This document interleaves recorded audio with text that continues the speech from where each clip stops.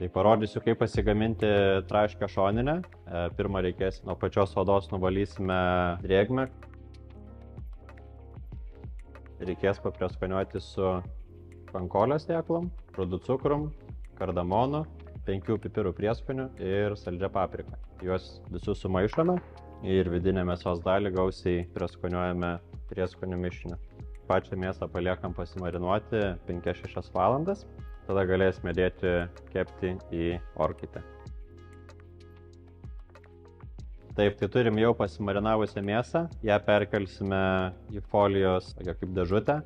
Ji reikalinga tam, kad kepimo metu visos sultys riebalai, kurie bėgs, liktų prie pat mėsos ir mėsa galėtų traškintis tam, kad būtų kuo sultingesnė ir minkštesnė. Dar kartą nuo pačios odos nuvalysime drėgmę, kad liktų kuo sausesnė ir galutinis rezultatas būtų geresnis ir būtų traški.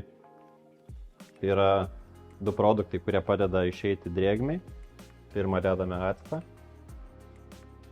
Jį paskirstome per visą odą ir užbarstome druską. Galime dėti kepti 100 laipsnių temperatūrą valandai laiko. Taip, tai po valandos turim tokį rezultatą, kad pati skūrelė yra išsausėjus. Dabar tepsime aliejumi ir dėsime į orkaitę 200 laipsnių temperatūros 35 minutėm.